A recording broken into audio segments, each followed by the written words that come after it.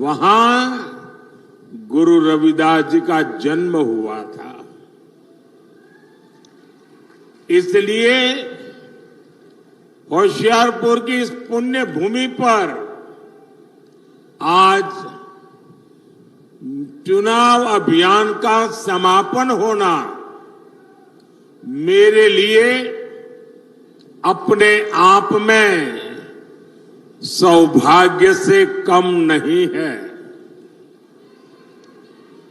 भाई और बहनों,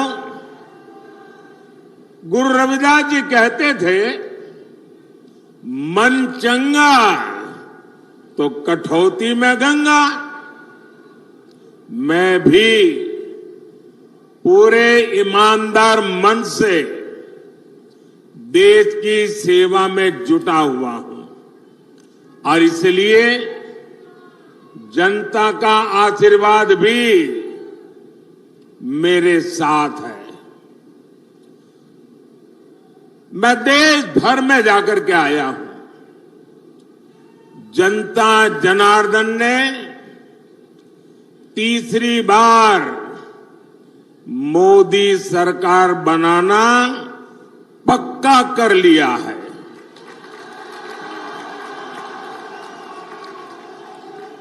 आज देश में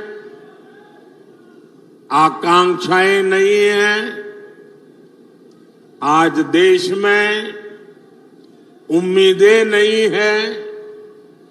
आज देश में आत्मविश्वास नया है। दशकों बाद ऐसा समय आया है, पूर्ण बहुमत वाली केंद्र सरकार हैट्रिक लगाने जा रही है। और इसकी सबसे बड़ी वजह है विकसित भारत का सपना। आज हर भारतीय विकसित भारत के सपने के साथ एक रूप हो गया है, जुड़ गया है और इसलिए हर देशवासी हमें आशीर्वाद दे रहा है। साथियों, आपको याद होगा मैंने लाल किले से कहा था, यही समय है, सही समय है। और आज फिर कह रहा हूं, 21वीं सदी भारत की सदी होगी।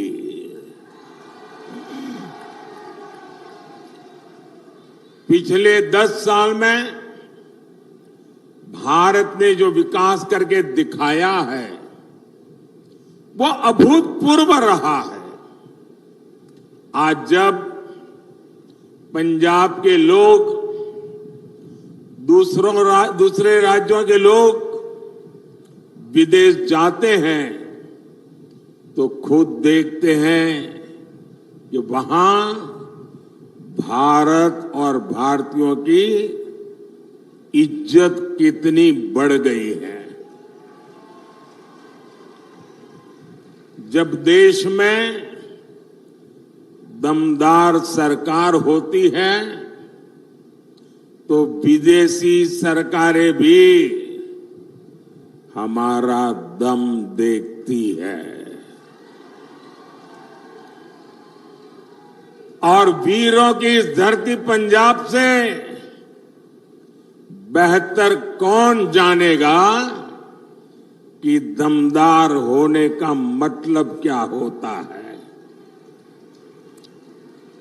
दमदार सरकार जो दुश्मन के छक्के छुड़ा दे, दमदार सरकार जो दुश्मन को घर में घुसकर मारे,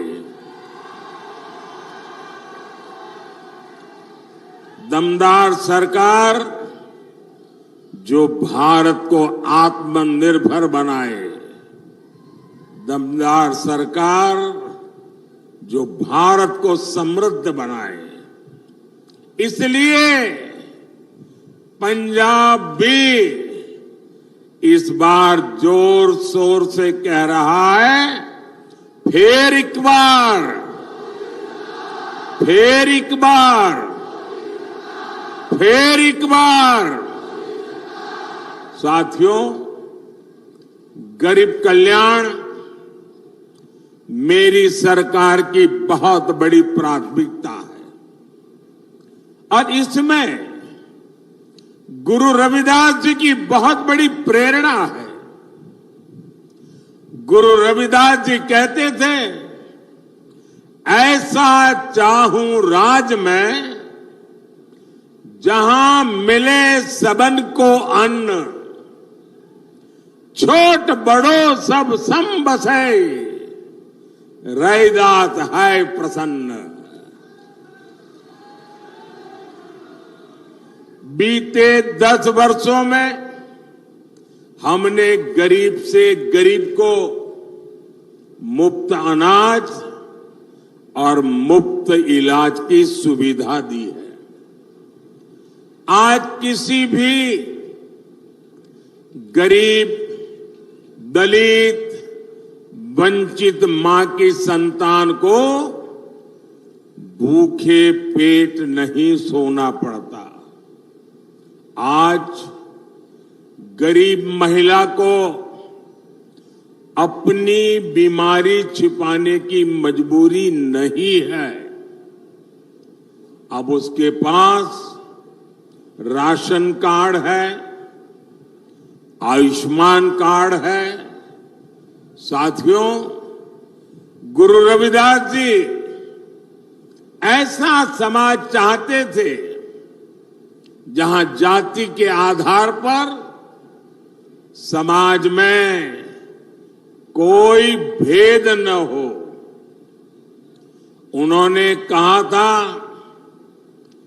जाति जाति में जाति है, जो केतन के पात, रैदास मनुष्य ना जुड़ सके, जब तक जाति न जात।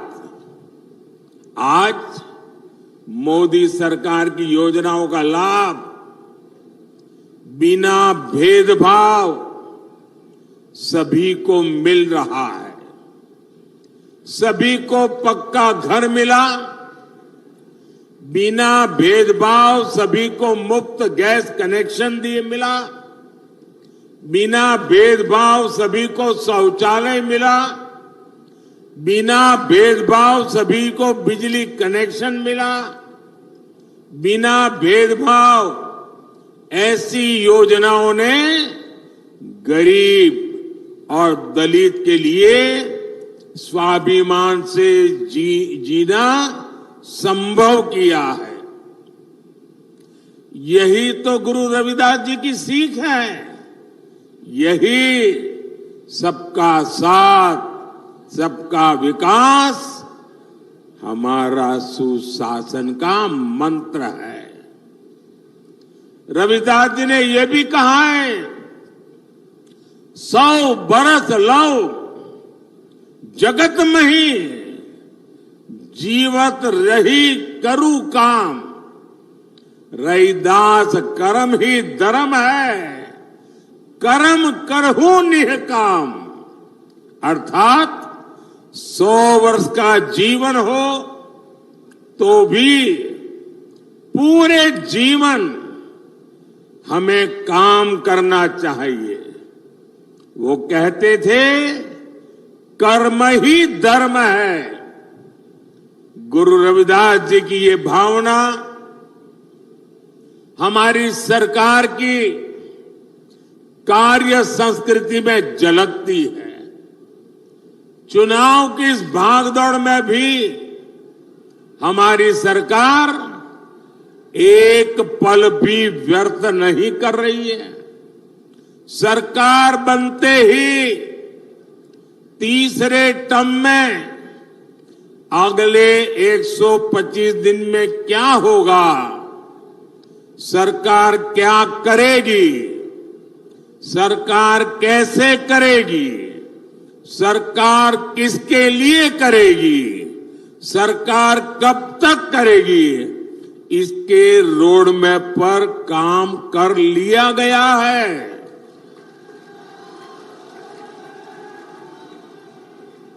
इसमें भी 25 दिन विशेष तौर पर युवाओं के लिए केंद्रित किए गए हैं। अगले 5 साल में कौन से बड़े निर्णय लेने हैं, इसकी भी रूपरेखा खींची जा चुकी है। अगले 25 साल के विजन पर भी हमारी सरकार तेजी से आगे बढ़ रही है। साथियों, ये भाजपा सरकार का सौभाग्य है कि उसे गुरु रविदास से जुड़ी विरासत को सम्मान देने का अवसर मिला है। काशी में उनके जन्मस्थान का विकास किया जा रहा है। काशी में गुरु रविदास जी के जन्म स्थान पर सुविधाएं बढ़ाई जा रही हैं। वहां लंगर हॉल बना है, म्यूजियम बना है, पार्क बना है, मंदिर के आसपास सड़कें बनी हैं। कोशिश यही है कि आप लोग जब यहां से काशी आए तो आपको वहां परेशानी न हो। और इतना ही नहीं, मैं काशी का सांसद हूं, इसलिए जब भी आप काशी आए ना तो आप मेरे मेहमान हैं। और मैं मेहमान नवाजी में कोई कमी नहीं रखता हूं।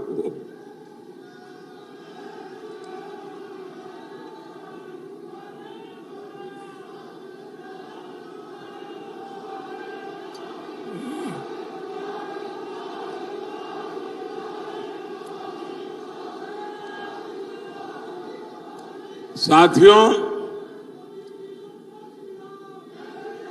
काशी में तो हम बहुत कुछ कर रहे हैं। जो लोग वहां जाते आते रहते हैं वो देखते होंगे, हर बार जाएंगे कुछ न कुछ गुरु रविदास जी के चरणों में हमने समर्पित किया है।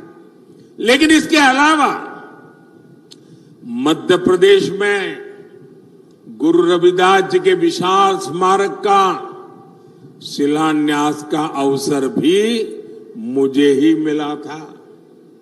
वहां मध्य प्रदेश में भाजपा सरकार है और वो कार्यक्रम ऐसा हुआ, हजारों गांवों की मिट्टी और देश की सैकड़ों नदियों के जल एकत्रित करके गुरु रविदास जी का भव्य स्मारक मंदिर वहां बनाया जा रहा है।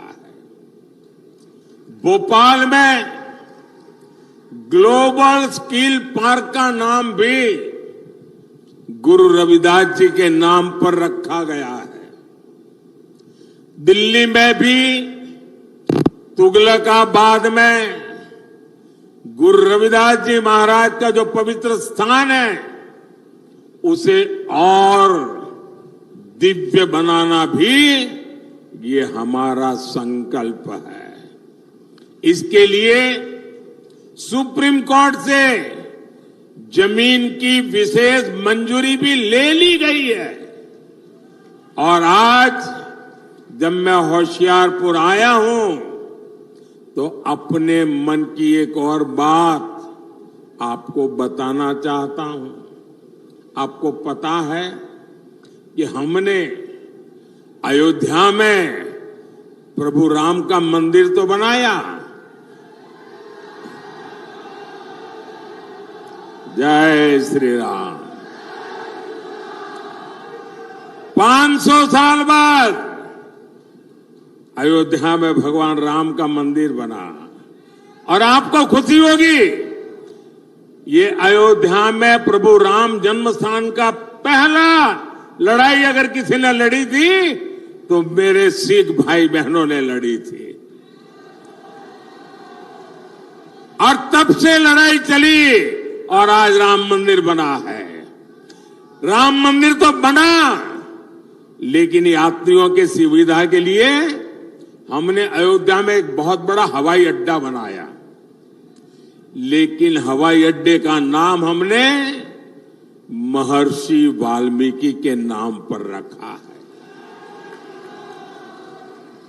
यानी राम जी के पास जाना है, रामलला के पास जाना है, पहले वाल्मीकि जी के पास जाना होता है। इसी प्रकार मेरी इच्छा है कि आदमपुर एयरपोर्ट का नाम भी गुरु रविदास जी के नाम पर रखा जाए।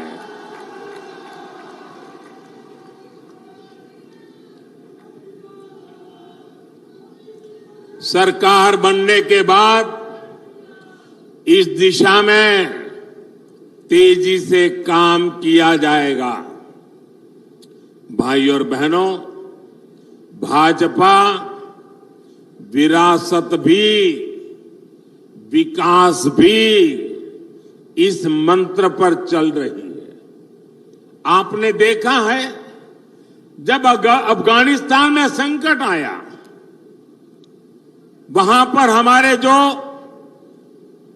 सिख भाई बहन रहते थे, वहां जो हमारा गुरुद्वारा था, बहुत खतरे पैदा हो गए, तो हम गुरु ग्रंथ साहब के स्वरूपों को पूरे अदब के साथ माथे पर रख करके भारत लाए। इतना ही नहीं, हमने साहिबजादों के बलिदान को श्रद्धा पूर्वक नमन करते हुए 26 दिसंबर को वीर बाल दिवस मनाना तय किया।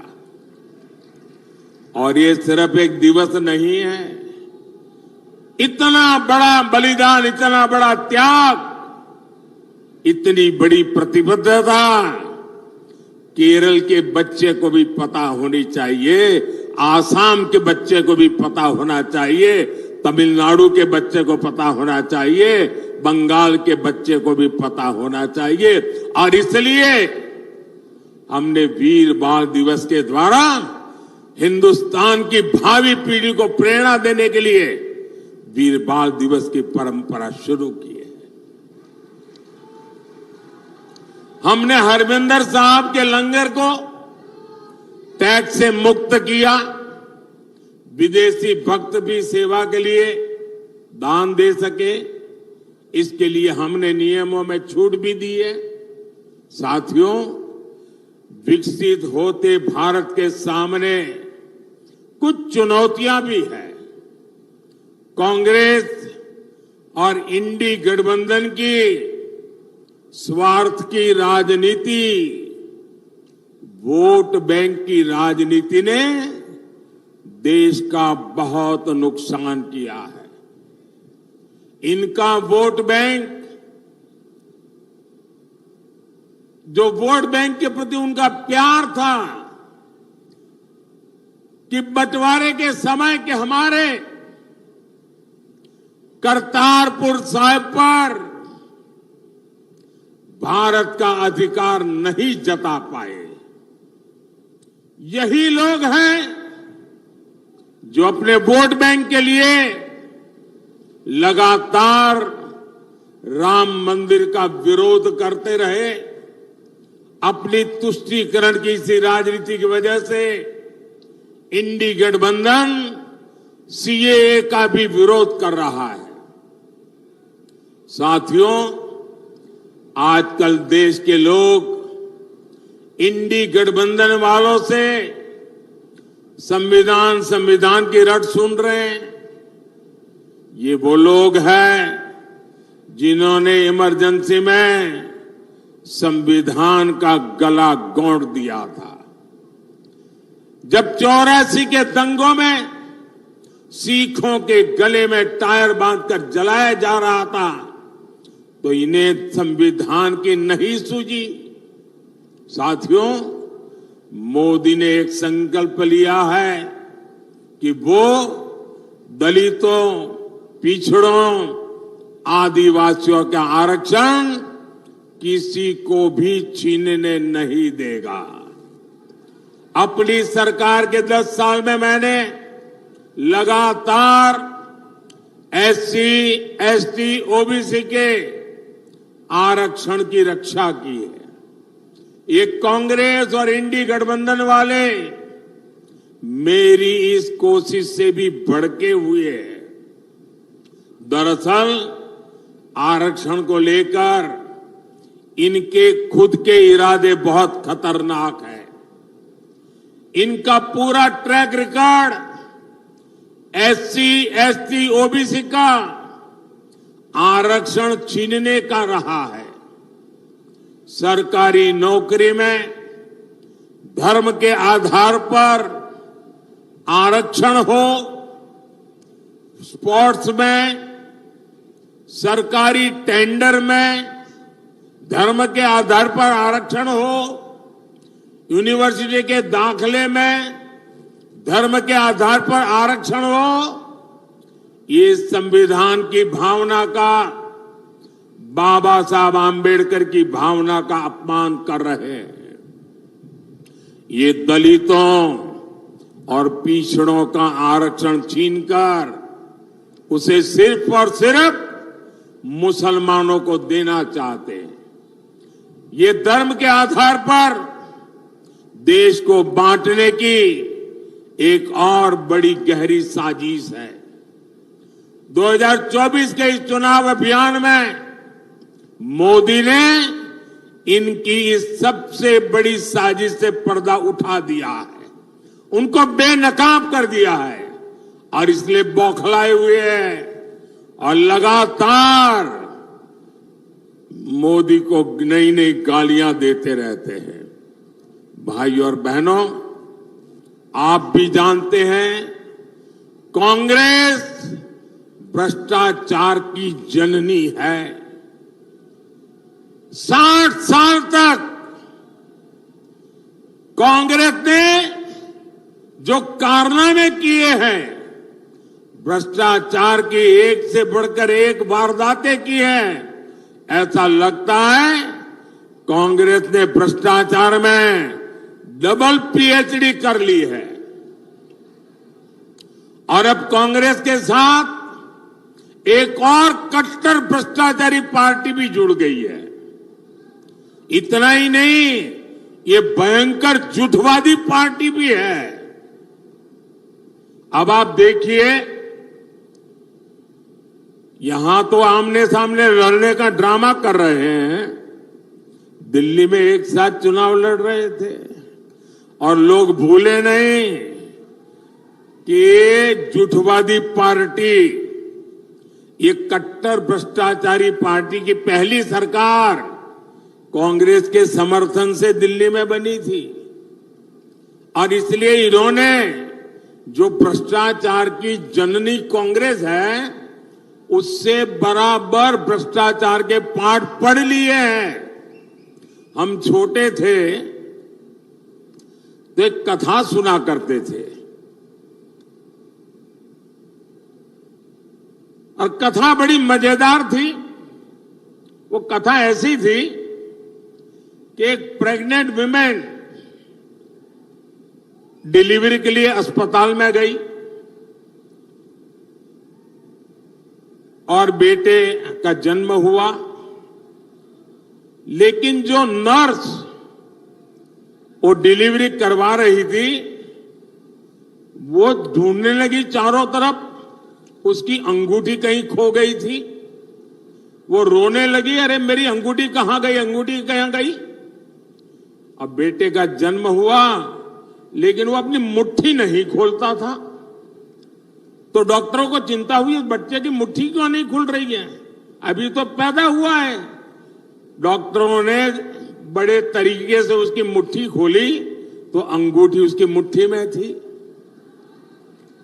तो लोगों ने कहा ये बच्चा पैदा होते ही चोरी करता है, तो पता चला उसका बाप बहुत बड़ा चोर था, बड़ा डाकू था।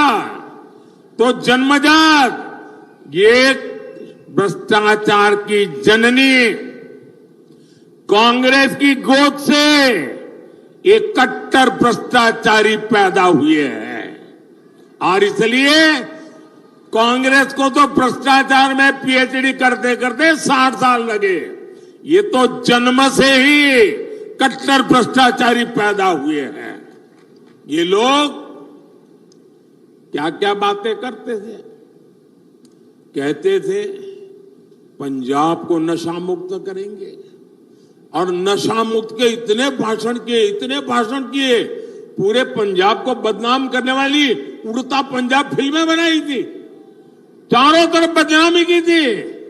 लेकिन इन्होंने आते ही नशे को ही अपनी कमाई का साधन बना दिया है। दिल्ली के शराब घोटाले को पूरी दुनिया जान चुकी है। यहां खनन माफिया भी बेलगाम चल रहा है। इन कट्टर भ्रष्टाचारियों ने, भयंकर झूठवादियों ने पंजाब को गैंग वॉर में झोंक दिया है। इन लोगों ने पंजाब में उद्योग और खेती दोनों को बर्बाद कर दिया है। ये कट्टर भ्रष्टाचारी, भयंकर झूठवादी तो नारी उत्पीड़न में भी नंबर 1 बनते जा रहे हैं। आज दिल्ली से लेकर पंजाब तक इनके कारनामे दुनिया देख रही है। इनके नेता का ठिकाना नहीं, नीति फर्जी, नारे फर्जी और नियत में भी खोट है। साथियों, पंजाब वीरों की धरती है, पंजाब शौर्य की धरती है, पंजाब पराक्रम की धरती है, पंजाब पुरुषार्थ की धरती है। लेकिन इंडी गठबंधन के लोग हर कदम पर वीरों का अपमान करते हैं। यही लोग हैं जिन्होंने हमारे देश के सेना के अध्यक्ष जनरल बिपिन रावत को गली का गुंडा कहा था, और वो सिर्फ जनरल बिपिन रावत का अपमान नहीं था, हिंदुस्तान के हर फौजी का अपमान था, हिंदुस्तान के हर सैनिक का अपमान था। यही लोग हैं जिन्होंने सर्जिकल स्ट्राइक पर हमारी सेनाओं से सबूत मांगे थे। यही लोग हैं नेहरू के जमाने की 62 की लड़ाई में चीन को क्लीन चिट देकर भारत की फौज का आए दिन अपमान करते रहते हैं। कांग्रेस और इंडी गठबंधन ने हमारी सेनाओं को कमजोर करने में कोई कसर बाकी नहीं छोड़ी थी। याद कीजिए, देश आजाद हुआ तब से जीप घोटाला हो, बोफोर्स घोटाला हो, सबमरीन घोटाला हो, आर्मी के लिए ट्रक घोटाला हो, इन लोगों ने हर मौके पर देश की सेना की जरूरतों की चिंता नहीं की, देश की सेना की शक्ति की चिंता नहीं की। इन्होंने लूटने की योजनाएं बनाई, चोरी करने की योजनाएं बनाई, भ्रष्टाचार करके देश के खजाने को खाली करने की योजना बनाई है। ये लोग हैं जिन्होंने तेजस फाइटर प्लेन के प्रोजेक्ट को ठंडे बस्ते में डाल दिया था। यही लोग हैं जिन्होंने बरसों तक सेना के अंदर एकरूपता, एकात्मता लाने के लिए सीडीएस पद के गठन को लटका कर रखा। यही लोग हैं जिन्होंने सेनाओं को आधुनिक बनाने के लिए जरूरी रिफॉर्म्स नहीं होने दिए। यही लोग हैं जिन्होंने हमारे पूर्व फौजियों को 1 रैंक 1 पेंशन, ओआरओपी 40 साल तक झूठ बोला। भाइयों बहनों, और कैसा झूठ, ये सेना के जवानों की आंख में कैसी धूल झोंकते हैं। और मुझे याद है 2013-14 के चुनाव में यहां पंजाब में आकर के पूर्व सैनिकों के साथ छोटी छोटी अपनी मीटिंगें करके हवा फैलाते थे कि ओआरओपी कर दिया। कैसी बेईमानी की। जरा मैं, पंजाब तो पूर्व सैनिकों की धरती है, हिमाचल पूर्व सैनिकों की धरती है, मैं जरा बताना चाहता हूं इन्होंने क्या किया। मैंने 2013 में जब मुझे प्रधानमंत्री पद का उम्मीदवार घोषित किया तो मैंने रेवाड़ी में सबसे पहली पूर्व सैनिकों की रैली की। उस रैली में मैंने घोषणा की कि हमारी सरकार बनेगी तो हम 1 रैंक 1 पेंशन लागू करेंगे। तो ये घबरा गए, बोले मोदी ऐसी चीज लाया है कि मर जाएंगे। तो इन्होंने क्या किया, आनन फानन में 500 करोड़ रुपया रख करके बोल दिया कि ओआरओपी लागू। ऐसा झूठ। आप देखिए, जब मैंने इसको लागू किया 1.25 लाख करोड़ रुपया पूर्व सैनिकों के खाते में जमा की। 1.25 लाख करोड़ रुपया तब ओआरओपी हुआ है। ये 500 करोड़ में खेल खेलते थे। यानी कितना झूठ बोलते हैं ये लोग। भाइयों बहनों, मोदी का लक्ष्य भारत की सेनाओं को सबसे ज्यादा आधुनिक बनाना है, सबसे ज्यादा सामर्थ्यवान बनाना है, सच्चे अर्थ में आत्मनिर्भर बनाना है। लेकिन मोदी के इस अभियान से इंडी वालों की काली कमाई के रास्ते बंद होते हैं। इसलिए ये मोदी पर अपना गुस्सा निकाल रहे हैं। और भाइयों बहनों, साफ है, सेना बनती है तो हमें हर चीज में ध्यान रखना होता है कि मुकाबला किससे करना है।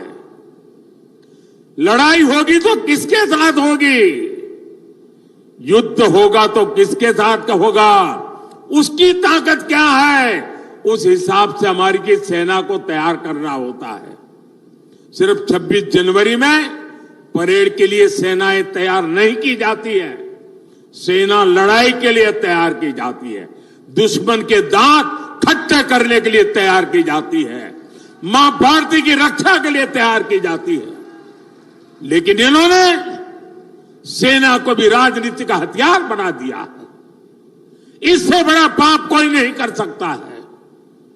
और मैं इंडिया अलायंस वालों को कह रहा हूं, मैं चुप बैठा हूं, इसका मतलब ये समझिए, गलती मत कीजिए मोदी को समझने की। अगर मोदी जिस दिन मुंह खोलेगा तुम्हारी 7 पीढ़ी के पाप निकाल करके रख दूंगा।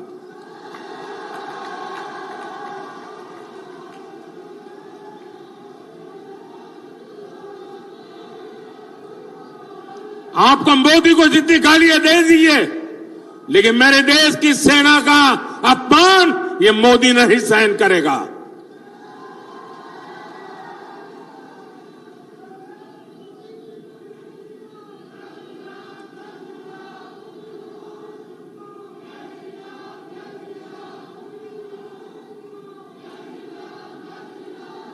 भाई और बहनों, गरीब का ये बेटा हर गरीब को, दलित को, पिछड़े को विकास की नई ऊंचाई देना चाहता है। आने वाले 5 साल